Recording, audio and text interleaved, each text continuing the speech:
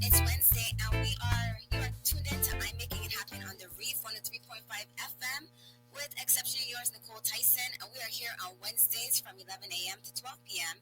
And on I'm Making It Happen, we discuss how we can make it happen in our minds, bodies, finances, business, and culture, despite the inevitable and not so pleasant challenges.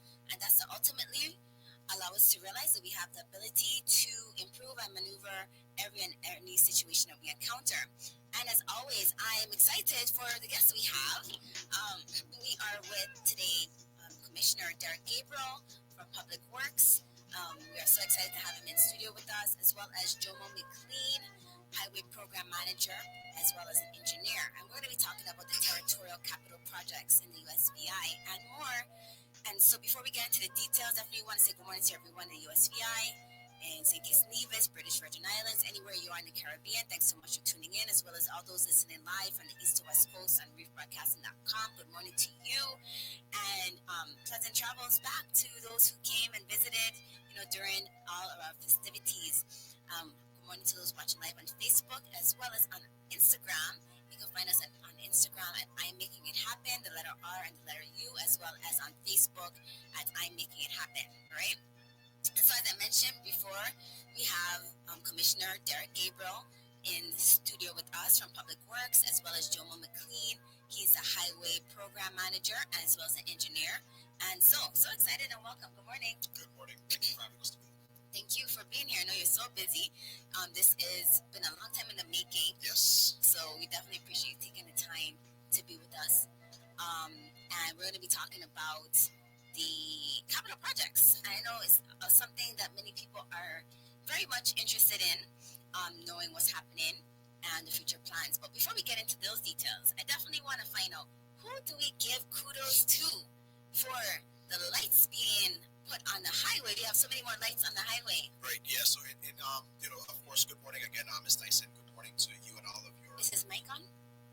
Yeah, good morning to you and all your visitors and your viewers. So, just want to give a special welcome. Of course, Happy New Year. All the best for 2025. This is one case where we will, Jomo will beat our chest. We'll actually, toot our own horns and say we were responsible for the streetlights on this one. Of course, working with the contractor, Grace Civil. Two contractors actually for the lights, Grace Civil and VI Paving. We were able to get lights on the highway. Of course, that's been a long time coming. We still have more to go. It's not finished yet. We know, we don't want to toot our horns too loud, but we are making some significant progress. Well, congratulations, and I'm pleasantly happy about it, because I was driving one day. I said, wait, there's lights. I don't have to have my high beams on. I turn off my high beams. And I said we were looking like people on St. Croix. Okay? We worked really hard to get it done for the festival season. We had a lot of visitors and a lot of people that aren't used to traversing the highway without the lights. People that maybe don't know where they're going. So we wanted to really push to get them done for our visitors, but typically for our residents too. Specifically for our residents. I mean, it's been a long time coming. I live in St. Thomas, but I get the complaints even in St. Thomas. So we're glad that we were able to work with, again, the contractor and with WAPA to get it done. Yes, it does make a difference. And my question is, what is the plan to make sure that we don't go for a long time without lights? What was the first of all, what was the issue? What took so long? Because I've been back for a while. And we want to begin. and then what is the plan to make sure that we don't have that issue? So the biggest thing that hampered us was vandalism, believe it or not. Really? Vandalism. A lot of people actually stole the copper wiring. We had instances where people were actually in an unsafe environment, walking on the highway. In some instances, driving in the wrong direction on the highway to steal the copper wiring. So that really... Was that locals? Well, I don't know. Because when I think of copper, I think of states. So I think of stateside people, because what do we do with copper on the island? You sell it? I know, but usually they sell it in the States. So what they do, you take it to any recycling company, and they usually, depending on the market, they're able to get top dollar for it. So you see it, throughout, not just in the States, it's here more than you would think. We actually had a couple of construction sites that were vandalized, and people were going with the copper wiring out of the AC units. So we know all too well what vandalism can do in that instance. But that was a large part of what happened. And of course, when people are vandalizing, they don't take time to remove the wiring carefully. So it caused damage to significant damage to other components of the lighting system. and then you had, of course, the hurricanes of 2017, which really exacerbated the damages that we had. We lost a lot of luminaires. In some cases, we lost poles, and when we lost poles, those came out with the wiring as well. So, and right, the broken conduits. It really was a combination of things. But the biggest thing is vandalism. What are we doing to stop it? So I don't want to say too much, but we have made some improvements in the lighting system, particularly the access points. I would strongly encourage people not to go out there testing it because, we did make some changes. But again, I think the other thing too is to appeal to the public.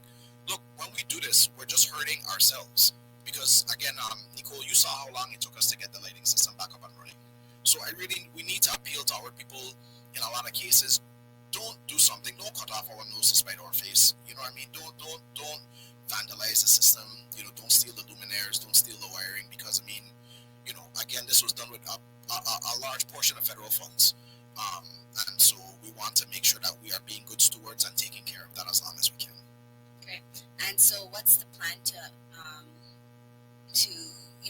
continue to make sure that we have the lights? Because, at one point we had different people. So we had WAPA on like last year before the current person, before the current CEO. And they was talking about like what they thought was an issue. And then we had, I don't know if it's Jomo, but spoke on some other issues, what was preventing the lights from going up. What is the plan to continue? So without even having anyone like breaking in and stealing. Right. Yeah, so I think the biggest thing is for us to work with WAPA. I know we've kind of established a better working relationship with WAPA in the last few years. We needed to understand what the problem was, and a lot of it was that we weren't sharing the information with them at DPW when we install lighting. So, Nykole, a lot of times what we'll do is we will install street lights as a portion of our capital projects. Whether it's a federal aid route or our local route, we make sure to include lighting. But what was happening is we weren't communicating with WAPA about their lighting specifications and what they want to see, so that when a luminaire is broken or something goes out, they would have the replacement parts immediately on hand. So those are things that we're doing. We're turning over the information on our lighting inventory so that they can build that inventory and actually have parts when it's on a needed basis. Perfect. All right, great.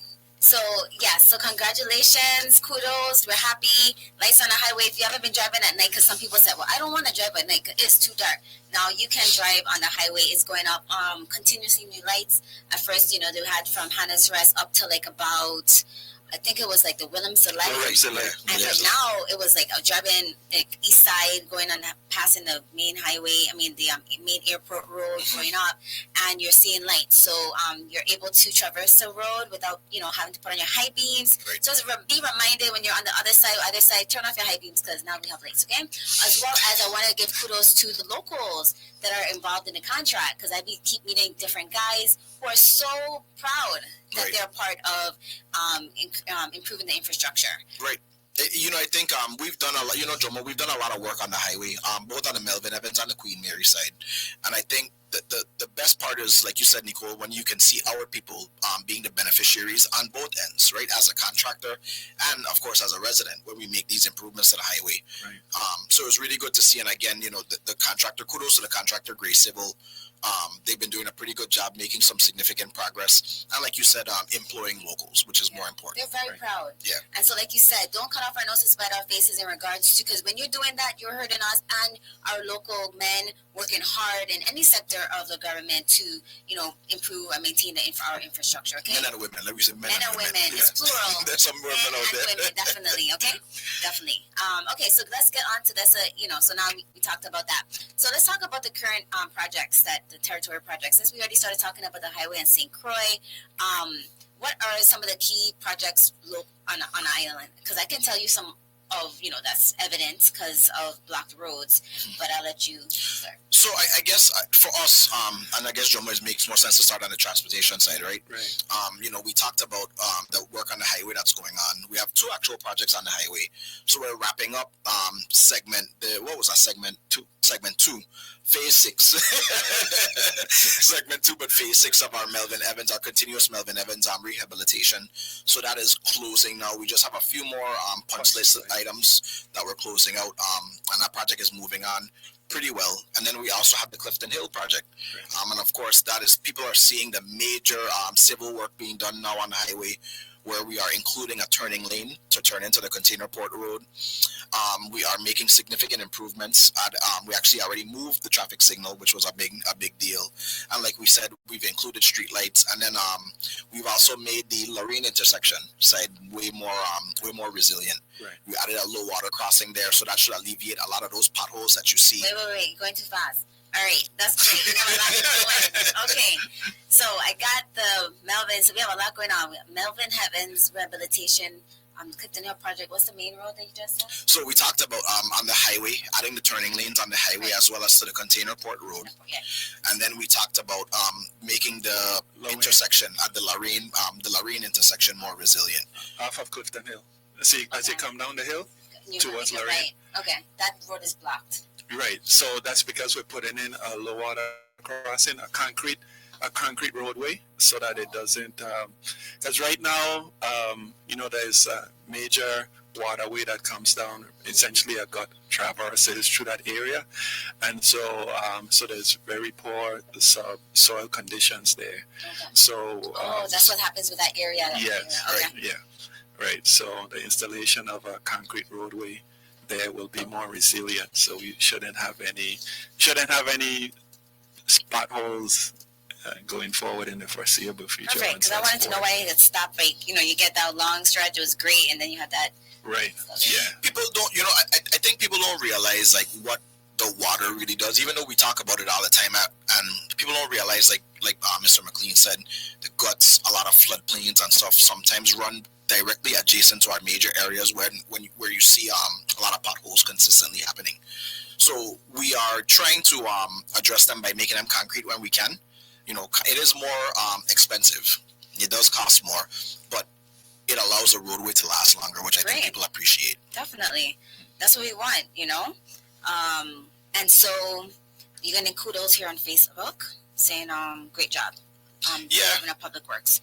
All right. Okay, so continue. So I think that those 2 are the major ones. And then East Airport Bridge. That bridge. That one is coming along really well. Right. So just for the community's information and for their edification, what took so long with that one was we actually ran into a waste management problem, a sewage line that was actually deteriorating. Yeah, an old clay line. So it was very fragile, and so the work in the area caused a segment of it to collapse, and so it took a while to get that repaired. We actually did a bypass so that we can get the line, install a liner into the sewer line and get it reconnected. And so we can continue to backfill. So it took us several months of delays trying to get the sewage situation taken care of. Right. So right now we are in the closing stages of that project as well, right, Jomo? Right. So that bridge should be open. I don't want to give an exact date, but it should be open before the end of the month for sure. Oh. Yes. Yeah. That's given a timeline. That's like a week or two. I mean, I just didn't want to be like, on January 15th, the bridge is going to be open. But yeah, we are closing stages. Right. Perfect. And then right across the street, Nykole, you're right. We're doing work on the airport road, where we're actually doing pretty much the entire horseshoe.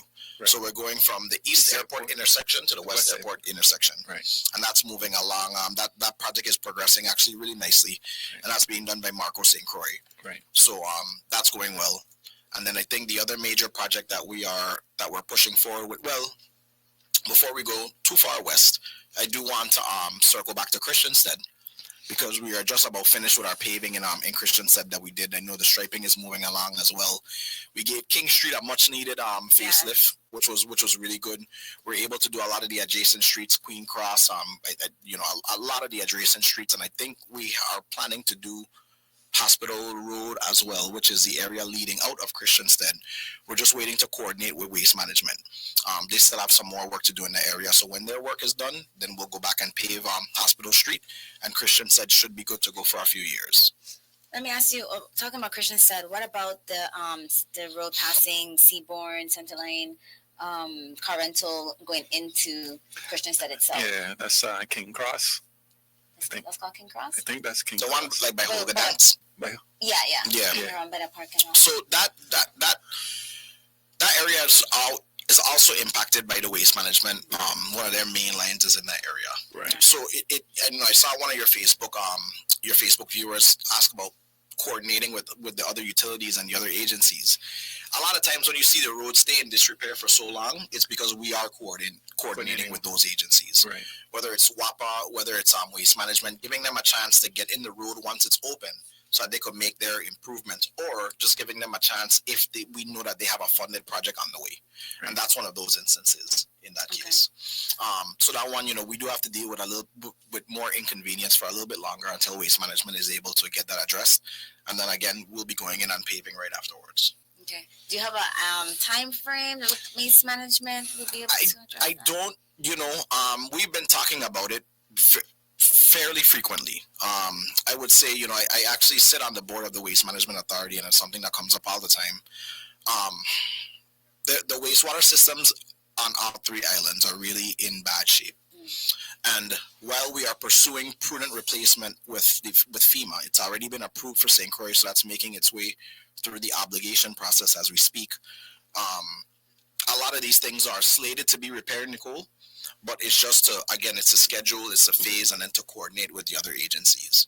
So that's one of those major projects that we have. I don't have a specific timeline, but once we know that repairs are on the way, I'll be back, of course, to talk to you about that. What I want to say is that I'm happy that it's on your radar and it's being worked on, because that is the artery into, It's a main area. Christiansted area. So I'm happy to hear that's being worked on. So moving further west, we actually have a project on the federal side, right? Jomo coming for some Frederickstead roads. Right. Yeah, so we plan to rehabilitate several roads in Frederickstead. The ones actually that were not paved with our previous Frederickstead project, DOI funded project. So that project is should be in solicitation for I guess the next 30 days, and hopefully we'll be able to award that contract within the first quarter of this year, 2025. Right, and then Frederickstead will be just about complete. Right. And then of course making our way further west, we have the one project that everybody continues to ask us about, right, which is the Ethel McIntosh Drive, otherwise known as Mahogany Road. Right. And that one, so that one is still in the procurement phase. I think everybody knows, we've talked about that. We've been working with the contractor as he is acquiring his last set of, we hope, his last set of documents to be able to put that project into construction. Right. So again, that's another one. Once we have more updates, right now it is kind of out of our hands. We're letting property and procurement and the contractor do their thing and do their approvals and their documentation. And once we get that going, I think that'll be a big win, a huge win for not just the people of St. Croix, for the entire territory. Right, and I think as soon as that contract is executed, we'll probably have some type of a press release to everyone to know that project is getting ready to kick off. Okay. Yeah, that's a big one. That's a really, really big one. Right. Well, I'm very happy and pleased that these projects, it's being moved, and that the issues, that has been stalling, and it's really important because it's one thing, we see the stalls and the delays, but just to know why there's the delay and that there's just not any motion, right? Right. And so that's good to know. Yeah, I think, and I mean, Nykole, you heard us. We've been talking now for about 10 minutes, and that was just St. Croix. I know. I'm looking at the time. I know. That was just St. Croix. We want to know about the St. Croix. Well, before we move on to anything else, and that's just on roads. We didn't even talk about schools, buildings. I mean, there's so much for us to talk about. But yeah, I'll let you go. Yeah, and we're having questions coming in. One thing before we get on to other areas, there's a question here that called a caller about Company Street. So we did Company Street, if I'm not mistaken, before Company Street was done in a previous project. Right. So that was not one of the roads that were paved with our DOI funds, because that was done actually coordinated with WAPA and Waste Management. So several years ago we replaced the lines, the utility lines, before we did Company Street. Right. Okay, so why are they? Because I'm not familiar. I live in East, so I'm not familiar with what's happening in Company Street. So no, I think it's just a matter of, that's one of the only roads we didn't touch. Okay. Right. In this current project. I do know there's a few areas I think that need to be some maintenance. Yeah, we need to do some probably some minor and major road maintenance. Okay. So we'll be going in that area. But yeah, Company Street was one of the areas that we didn't touch. Right. Because we had previously done that. Right. Okay, perfect. And so there's comments here about Public Works needs to keep the main roads potholes free. So that's in general. I think, so what's the plan? Like, I think there's just a plan, like, in regards to when do it resurface or be maintained on a regular, So I'm going to let Jomo help me out with this one. I like to let people know that there's actually like a method in how we do this, right? And a couple of years ago, we actually acquired some software. It's called iWork. It's actually like it's more than just software. It's a database, really.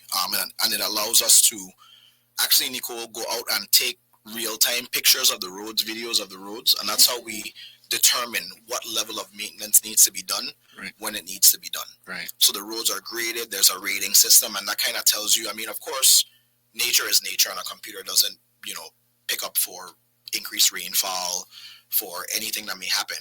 But that actually tells us what level of maintenance needs to be done. The conditions. They did an entire pavement condition assessment. So we have that data, and then you utilize that data in order to kind of plan and budget. What areas we need to focus on, what areas if we see repeated. We also it's also like an asset management tool. So by the inputting of our work orders into the system, we can see where we have repeated failures, repeated roadway work happening, and we can know to focus on those particular areas and try and plan out our work more efficiently. As you know, the department has limited resources, and so in order to focus and really manage those limited resources more efficiently.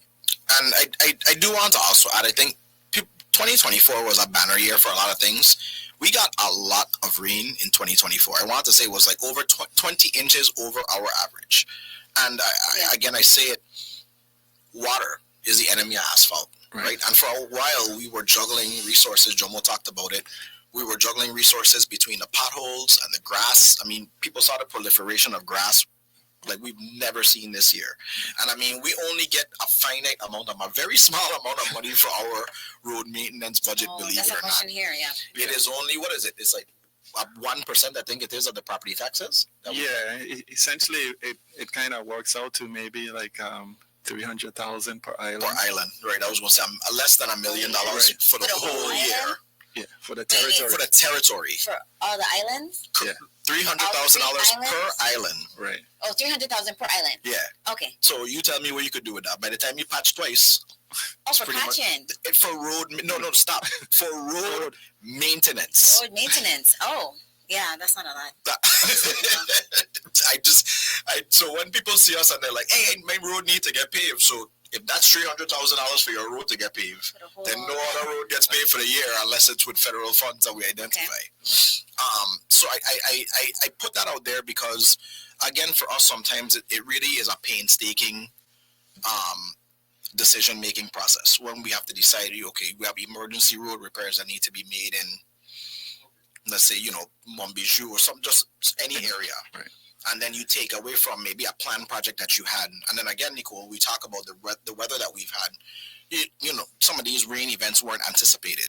So just being able to address them, I mean, there was, after Ernesto alone, we had a couple of areas in the St. Thomas St. John district that were undermined. And so we had to divert resources to be able to address those. So that meant that road maintenance would suffer in the long term. Right. So I think, it really is important to continue to educate the public and share that information, right, Jomo? Because I think people think that we don't drive on the same roads. Well, that's a question. Everybody that is in public works is driving on the same roads. Why is it have all these potholes? What's going on? And so you are recognizing the issues because you both are in St. Thomas. Right. But for saying, and I feel, and we always have this battle. There is no battle. It is one territory. There's no battle, but I'd be like, St. Thomas roads to me are better but I think you guys have your water comes downhill and goes to the water better. Ours more settles because we're flat. So I disagree. I strongly disagree. Okay, we ain't going into that today. All right. So we have a couple questions. Talking about asking real quick so we could get onto the other parts. Barren spot intersection by the command building. Needs a light. That's Public Works? Needs a light? Like a street light or street light? Street lights are the responsibility of the Water and Power Authority. Okay, great. And it is by law. All right. I didn't determine that. That is by law. It is... Do you think it should be under Public Works, though? No. I mean, we don't have the resources to be able to address it. The thing is, the thought process that the legislature had was WAPA already has bucket trucks. They have the staff that works on them, so they should be the ones to maintain it. Like I said, I think in the past, the problem was we weren't sharing information. Now we are. But yeah, streetlights, please direct those problems to the Virgin Islands Water and Power Authority. Okay, WAPA, you hearing it? All right, so next question here is asking, we go to, it says West Airport Road, safety barrels are knocked over. Yeah, I mean, we've been talking to our contractors about, it's a consistent thing. Just yesterday we were on a project site and we almost had to shut that project site down because they weren't adhering to proper safety precautions. It's something that we ask the contractor to continuously do. We actually meet with the contractors regularly about safety and traffic control measures. So we will make sure to let the contractor know to continue to go out there as well. I mean, today is a windy day. I was going to say it earlier when we were talking about the highway, Nykole. I really, really, really want to stress and ask our motorists to be careful when traversing the highway. There is a lot of work going on the highway right now. And I mean, the unfortunate thing about progress is it's painful when it's going on. You know what I mean? But I promise you, this is for the betterment of the island, the betterment of the territory. Just please, ladies and gentlemen, be careful. Be careful, be careful. Slow down. Yes. It is not, if you get there 5 minutes late, it'll be all right. I am telling you that I was driving on the highway and you talked about it. It's our local men and women out there. Oh, yes. And I mean, you that's a difficult call when you have to tell somebody their person, their loved one was injured on a job site. Yeah. It's not a fault. That's an issue on the island overall. People just driving recklessly. So definitely be mindful and be careful on the roads like you mentioned. And it just takes your time to. And you guys have a lot of signs, so I appreciate that. There's signs, there's cones, there's people directing, and so just drive for yourself and others, right? Okay. There was a question I wanted to ask, but they're talking here about the layer of asphalt they think is too thin.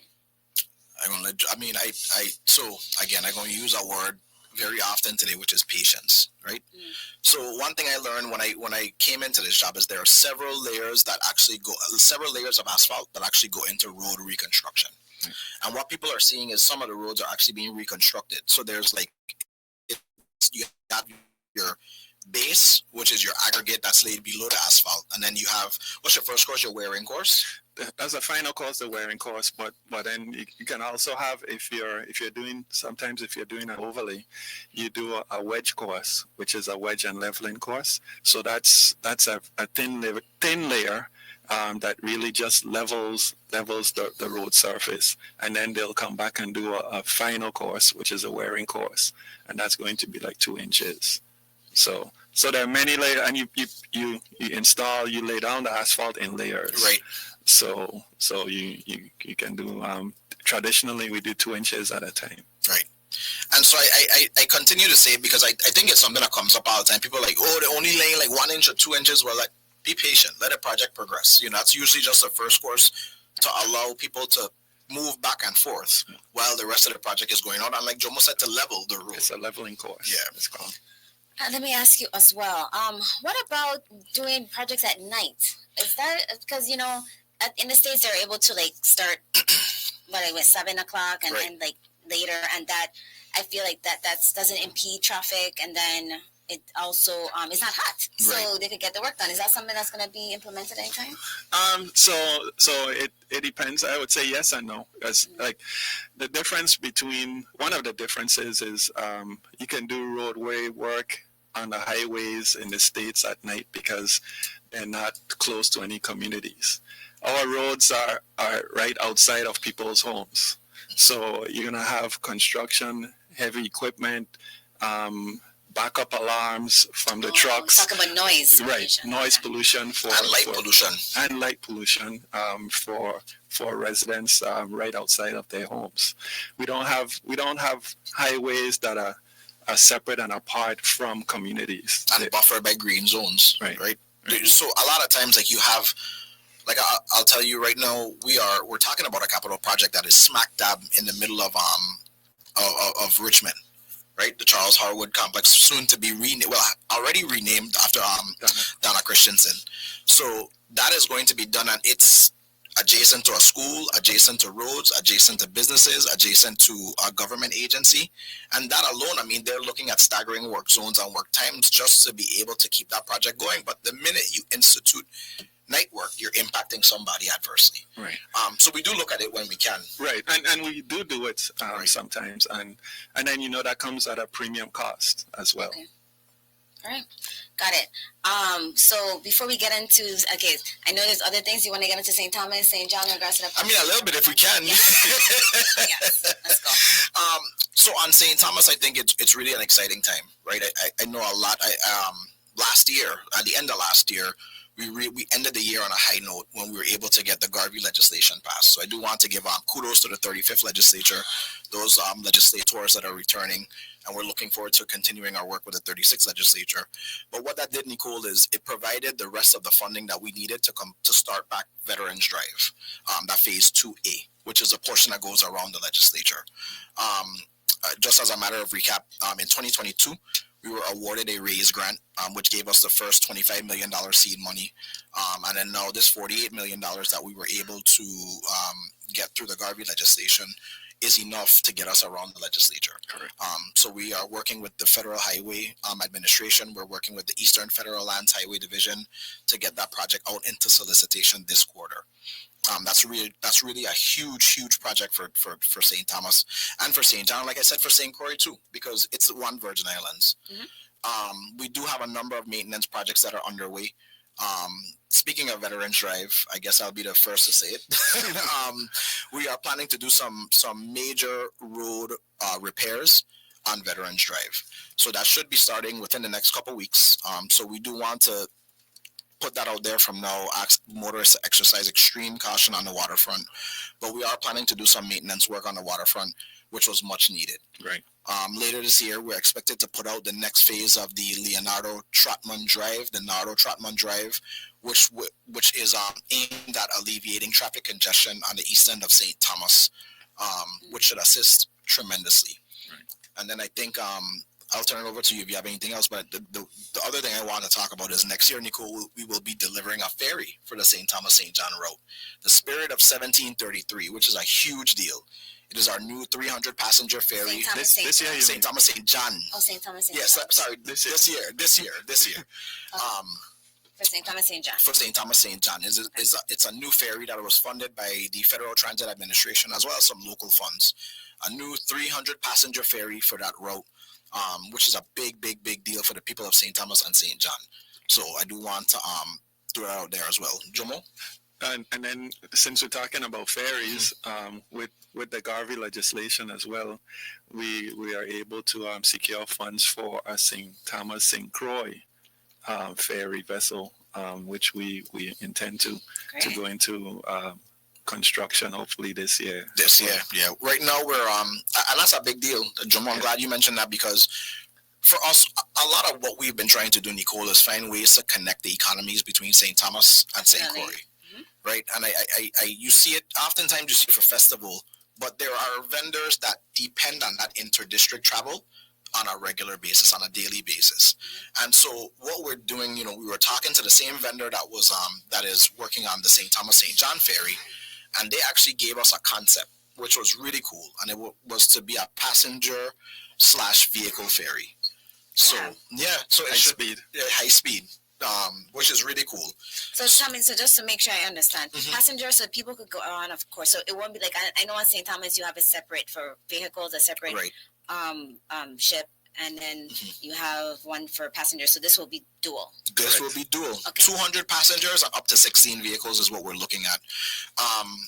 Once the design is finalized, I will come back to say exactly what it is. Because like I said, and I was very careful to say it's a concept. Okay.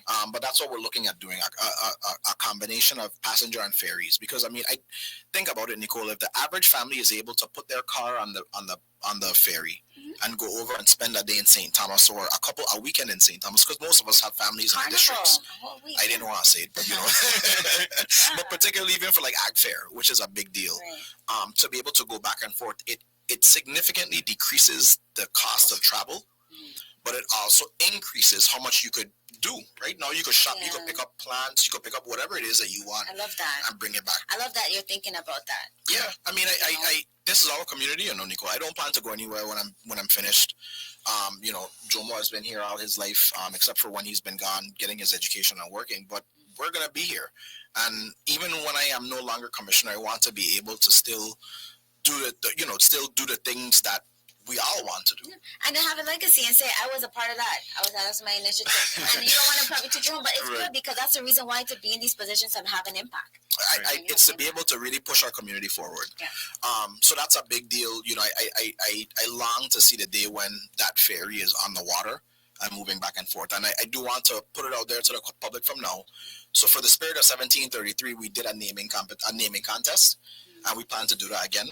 I have a name that I want. For the boat? Yeah, for the boat, for the ferry. Okay. I'll put it out there. I won't put my name out there, but I do hope that the community really. I was overwhelmed by the participation we got for the first ferry, so I'm really looking forward to this one. The Curie? No. No, Spirit of 1733. That's the St. John one. That's being built. That's being built. Right? It doesn't even register for you. Boy, you unapologetically Crucian, boy. I know 1732 is St. John. I'm like, which ferry is that? Okay, no, I do know that's. I learned that in school. I do know that history. Okay, but I didn't know there was a naming competition. So I definitely want to be involved in the naming competition for St. Croix. We had hundreds of names that came in, man. So it was good. So I'm looking for. I know for the St. Croix ferry, it's going to be probably thousands of submissions that we get. That's what I want. I'm cute. I'm tuning in now. So when is that going to happen? So we'll probably release it later this year. Yeah. Okay.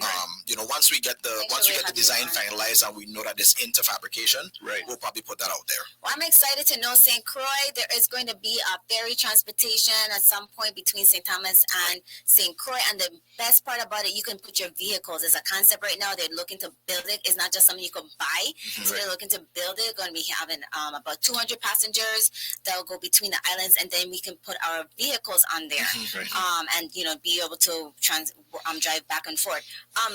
So let me ask you: is that going to be a daily, or is it going to be multiple times a day? How often do you think that ferry is going to run between St. Croix and St. Thomas? Yeah, to be determined, but definitely daily. And I think, I would think maybe twice a day. Okay.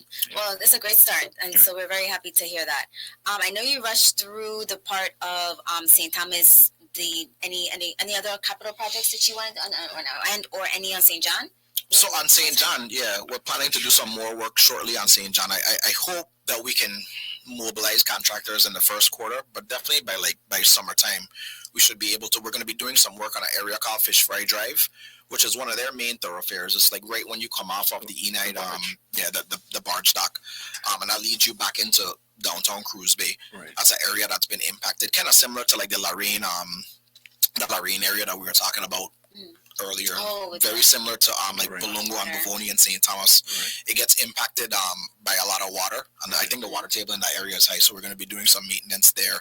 Temporary repairs I want to set up because we are actually working on a permanent fix for that area, which is a hazard mitigation project funded by FEMA. Right. So that's just a temporary repair, and then we're again going on to phase 2 of our center line repairs as well. Right. So that would include like some guardrail replacement as well as some paving on Centerline Road.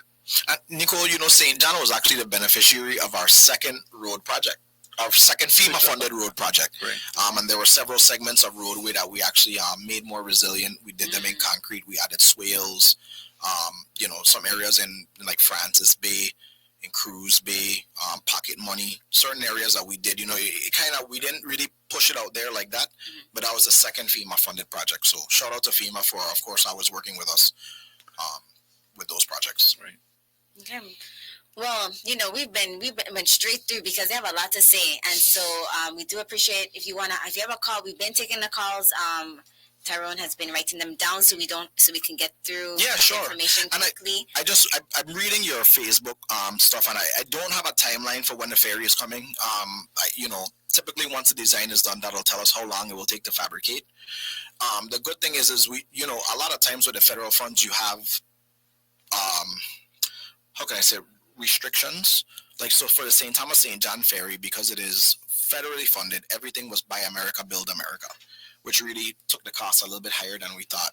The good thing with this one is we don't anticipate doing Buy America, Build America, so that should speed up the construction and the fabrication of the ferry as well. Mm-hmm. Okay. Perfect. Okay, so if you're just tuning in, we have Commissioner Derek Gabriel in studio with us. He's a Commissioner of Public Works, and that's what we've been talking about, all the capital projects within the territory. We started with St. Croix, then we went on to St. Thomas, and now St. John. And we also have Jomo McQueen. He is the Highway Program Manager as well as an engineer. That's right. And so, he's the one that knows all of the answers to what's happening because he's involved with the contractor. I like how you said that. He knows all the answers. That's why I want him. I like how you said that. That's why you. That's why I bring him. That's why you have him. You hired him. So that's I know. Okay. You have to use your staff. That's what they're there for. Jomo is a man. No, he is amazing, man. Okay. Yeah. And so you can't do everything. You're managing all of it. And I want to say that, and that's why you have to have a good team. And so I want to mention, and I said I was going to mention it when I was looking up, just some information. I know you just by interactions and things like that, but looking up your background, one of the things that the governor had mentioned when I read it online is that he hired you based on your program management skills and being able to move projects forward. Right. And so, and that was one of the things. He was like, there's an engineering department.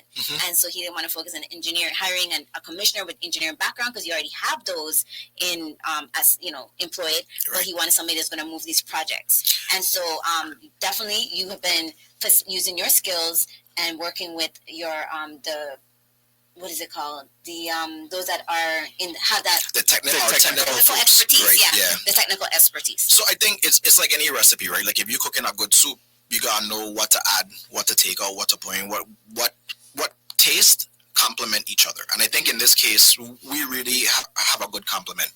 I think you need to allow your technical people to do their work, and you need to allow them to really dig deep and, like we said, ask the tough questions, do the difficult things, do the design reviews. Jomo is, I tell people all the time, I am busy, but he is like probably as busy. But I think what really works well is to be able to let them do their thing, and then for me to be able to provide the resources to be able to give them what they need to execute those projects. Exactly. I think we've been in a good place. We've actually, so over the last couple of years, we've lost a few people, but we've actually gained a few people in our engineering department. So it's going really well. It's going really, really well. Yeah. Great.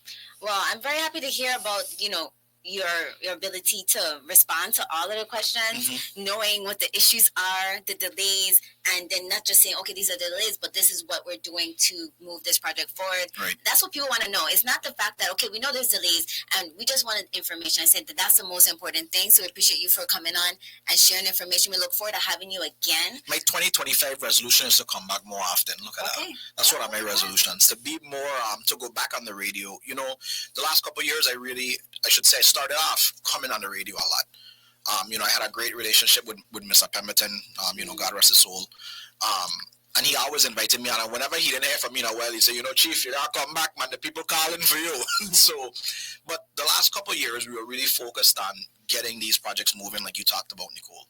And it required a lot of meeting with Federal Highway, meeting with the Department of Transportation, meeting with our colleagues in other territories. and really pushing these things out. So now that we've gotten a lot of the resources that we need, now it's time for me to come back and speak to our people and tell them exactly what we're doing to push these things forward. Not just to talk about them, but actually now seeing construction moving forward. Yeah. And I like that you come here and you're ready and willing to respond, because, sometimes individuals might feel intimidated, but people just want to have the information. And once they get the information, and they know you're working on it, then, they ease off. And so. No script. You know what this is, right? No, they have no papers in front of them. They didn't look at their phones, nothing. This is off the head. We're just having a conversation. And so they know this back, like looking at the back of their hand, and so that is even more, I'm glad you mentioned that, because that's even more assuring is that shows that they're in this every day. And just working to get through all of the mud to have some progress done. Like the young people say, we get it out the mud, right, Joe? We rarely get it out the mud. Last thing I just want to say before we close out, and I know we didn't talk about it. Next time I come back, I will talk more about Vitran. We are really pushing to have reliable bus service, mass transit service, particularly on this island. It's something that we're pushing on. We actually, later this year, we should be receiving our first shipment of buses. Again, with everybody knows, supply chains have been really backed up, but we're pushing that. We have an executed contract now, so that's moving forward. So St. Croix, St. Thomas, St. John, look out for new buses later in 2025. Perfect. And there's a question here asking about the phone number to reach you, or I tell people all the time. So I think I'll start with St. Croix, 773-1290. Wait, 773 1290. 1290. That's STX. St. Thomas, 776-4844. Okay, St. Thomas. 776 4844. 4844. And then I always tell people the easiest way, it kind of bugs people out. If you email me, I email you almost right. Like you saw that, right? Yes. If you email me, I email you right back. My first name, Derek, DEREK, .Gabriel, GABRIEL, @dpw.vi.gov. And I want to encourage your listeners to go to our website, dpw.vi.gov. We actually have a citizen complaint portal. And whenever the complaints are directed to me, believe it or not, the system does kick it to me. And I get them. So and I actually call people. If they put my name in there, they put my email address, I actually get the calls. I call people back. You see, we worked with Liberty to get some repairs at Seven Flags Road because my inbox was inundated every hour. It works. Send your complaints. It does. Send the complaints in. I do respond. I do call people back. And from time to time, I actually answer the phone at the front desk, believe it or not. I like to do that. Oh, you do? That bugs people out. I like you to do answer that. the phones? I do. I did. People oftentimes forget when they realize me, like they forget why they were calling. I just appreciate that. Yeah. Okay. All right, great. So this was a question I didn't get to. The grass. Caller. They want to know the grass, the roadsides being maintained. Yeah, so we're working on it. Actually, was really, this morning I actually felt good driving in because I saw all of the St. crews on the road. is moving. I saw that. Yeah, there's a lot of construction on the highway, man. So the crews are out there. We did run into some challenges last year, and like I said, this year we've just gotten so much rain. It's like as we cut some areas, it rains and then the grass just comes back. So we are getting out there. Nykole, one of my other commitments is to get a schedule out there that we could actually, people could kind of hold us to. Okay. It's like if we say we're going to Bugby Hole, yes, we come in that area on the 15th. You could move your cars, accommodate us because we'll be in that area. Yes. Also, I want to find I didn't read this question in totality. So there was a question about how would the roads be maintained, and they were cutting grass this morning, like many areas when I was coming to the station. There's a question here: is grass cutters roadsides? When will they be paid? Oh, when will they be paid? Yeah, I didn't realize that. Paid? Yeah, we've been trying to get them paid a lot sooner. I will tell you this. It worked out for us. We actually got a separate system to get our roadside vendors paid, and it's been working. So we've been doing them in batches, right? But again, some of it also depends on the contractors. And I tell them, and I use the stage to tell them, submit your invoices regularly, submit them every week, and we try to get you paid every 2 weeks. And correctly. Yeah, that's another thing is a lot of times the invoices are incorrect. But I do recognize that it is I think the governor, continuously says it. We know that we have a payment problem, but we're working on it. And I think if you speak to some of the roadsides, they'll tell you that, it's improved this year. We've seen it improve in this fiscal year, but still more improvement to go. Okay. I want to say good morning to everybody on the Facebook Live. I see also Government House is on Facebook Live. So good morning, as well as all those listening. And we have been taking calls, so even if you haven't heard the voices on, we've taken every call and answered every question thus far. And so we definitely want to appreciate and express appreciation to the Commissioner of Public Works for being in the studio with us. There's so much to cover. So much to cover. We could give a summary of, there's the capital projects for St. Croix in regards to the roads from east to west. They are totally aware of. They are working on it. Guess what? The East Airport Road with the bridge, that is going to be opening up. Is that the one I'm talking about? Yeah. You sounded like me. Before I say something wrong, it's open up at the end of this month. That's awesome because, sometimes you forget which, you're like, Lord, I got that detour. I got to go around. You can't go that way. So we're going to be able to traverse that road by the end of this month. There's also major, all the things that you think that they aren't working on, they know about. Jojo McQueen is the program, Jomo McLean. He is the program manager, highway program manager, as well as an engineer. And so he's the commissioner's right hand in regards to what's happening with the roads and is very much involved with moving these projects on St. Croix forward. St. Thomas, the Veterans Drive will be starting? Veterans Drive will be starting this year. That's what we're pushing for. Definitely out to bid in the first quarter. Like we said, we have some road repairs coming up, so look out for that on Veterans Drive. Ferry is moving forward. Fantastic. We should be pushing out another update soon. I think the biggest thing, Nykole, is to tell our public, and we said it right, just keep visiting our website, dpw.vi.gov. Stay tuned to all the things. Like I said, this year I really plan to speak to our public a lot more and really get out there and have the conversations. Maybe me and you could do a podcast or something like that. We'll figure it out. Yeah. I really just want to find more ways to deliver the message to the community, not to allow things to create the narrative, but where we actually let them know this is coming. They're going to be like, look, Public Works already give us that information. They ain't even answering it. Somebody will call in, we already know that. Yeah, so we're looking forward to that. A question here is asking, they're saying that the rainforest is also part of St. Croix. Yeah, I think that. So I guess they're saying that there's a road, one of the roads. It's a Macintosh. Yeah, that's the same one that we were talking about. Well, that one, Mahogany Road, but there's another one going up by Creaky Dam Road. Yeah. You're working on that too? Yes. Okay. All right, see? A lot of road projects are coming this year. I think, like I said, I believe, I want to be bullish and say that by summertime, we should be able to unveil a pretty significant package, also funded by Garvey funds, for some major federal aid routes in the St. Croix district. So a lot more to come. I think the biggest way to encapsulate this one is DPW remains on the move, man. We're doing it.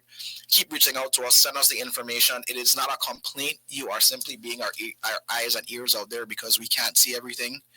Visit our website, talk to us, send it in. And then most importantly, ladies and gentlemen, like we said, just be patient with us.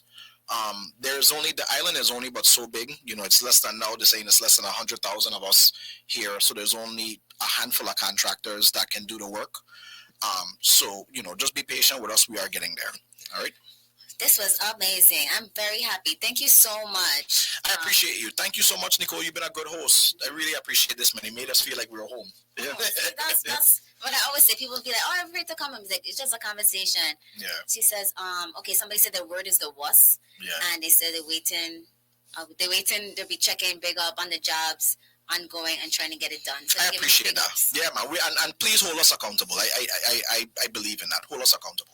And I want to also say that, thank you for your dedication, your commitment. I like that the whole thought process that you have regarding with the ferries. Like, hey, if we're able to subsidize this area, they can have more money to spend in this area. Mm-hmm. And so that's what we need. And I'm so happy. It warms my heart. Seriously, that's the thought process going behind some of these projects that you're working on and initiatives that you're moving forward. Thank you.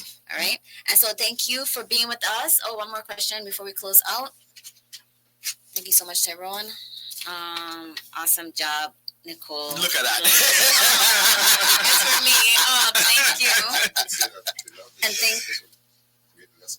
Okay, Yeah, they said they'll say this will make less complaints. So thank you so I much. gotta come back. Yeah, You see, yeah, again, this is a workout now, man. This is Thank you for that commendation, and we do it for you. And so, yeah, thank you so much for tuning in. Spread the word. Let them know. Department of Public Works is on the move, as they mentioned, as well as the lights. Look, you could go driving at night. Stay on the highway, though. Take it straight from east to west, okay? All right. So thank you so much. Thank you. If you're just joining us, you know we have the Commissioner of the Public Works, the Mr. Derek Gabriel, as well as Jomo McLean, who is I can pronounce that properly. Listen, who is the Highway Program Manager and Engineer. Okay, they are working on top of all aspects of capital projects throughout the territory, and in regards to the ferry as well. St. Croix, we're looking forward to that happening, and you know, St. Thomas, St. John, you're getting a new ferry very soon. It's being built. All right, so thanks you so much for tuning in for I'm making it happen. Those who called in, thank you so much. Those who left us messages on the live, we appreciate you. Please do share and like, and we'll be back again. They're gonna be back soon and giving more updates because we have so much more to talk about. Okay. Yeah, no, yeah. So this is the Department sure. of Public Works on the move, and they are definitely on the move. All right, so thank you so much for joining us today on I'm Making It Happen. I'm gonna say these Carlos Furniture, definitely make sure to check them out in St. Thomas, St. John. They have all of your goods for your home, be it furniture and decorative items. Also, we have Quality Auto Parts near Sunny Isles. You know, they're open 7 days a week as well, and they have all your quality auto part needs. Make sure to check out Curbing Close Out behind Lorraine Laundromat. They have some awesome prices, and just check them out. I mean, I got some really neat items for dirt cheap, and I'm like, I think you need to increase the price a little. I think I'm paying too little for this. It was weird. Okay, so definitely check them out. That's a real dollar store. And so yeah, we'll be back again on next week. I might be taking off. Okay, so just so you know, I might not be on the air next week, right? But we'll definitely be back the week following, and we have a special guest coming in then.